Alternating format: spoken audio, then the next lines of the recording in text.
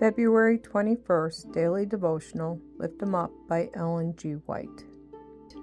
God's words created his works. By the word of the Lord were the heavens made, and all the host of them by the breath of his mouth. Psalms chapter 33, verse 6. The material world is under God's control. The laws that govern all nature are obeyed by nature. Everything speaks and acts the will of the Creator.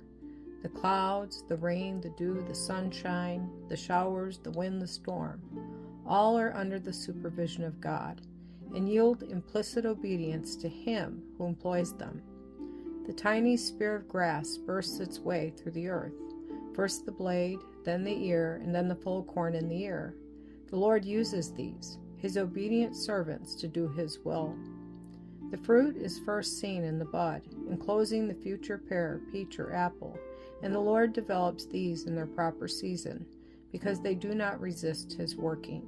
They do not oppose the order of His arrangements. His works, as seen in the natural world, are not one half comprehended or appreciated. These silent preachers will teach human beings their lessons if they will only be attentive hearers. Can it be that man, made after the image of God, endowed with the faculties of reason and speech, shall alone be unappreciative of the gifts God has bestowed upon him, and which, if improved, can be enlarged? Shall those who might be elevated and ennobled, fitted to be co-laborers with the greatest teacher the world ever knew, be content to remain imperfect and incomplete in character, producing disorder, when they might become vessels unto honor? Shall the bodies and souls of God's purchased inheritance be so hampered with world-bound habits and unholy practices that they will never reflect the beauty of the character of Him who has done all things well, in order that imperfect man, through the grace of Christ, might do all things well, and hear at last Christ's benediction? Well done, thou good and faithful servant. Enter thou into the joy of thy Lord. Matthew chapter 25, verse 23.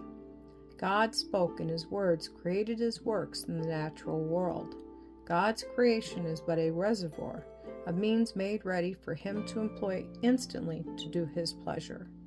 Nothing is useless, but the curse has caused tares to be sown by the enemy.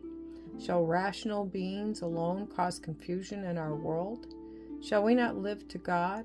Shall we not honor Him? Our God and Savior is all-wise, all-sufficient. He came to our world that His perfection might be revealed in us. Our faith must increase.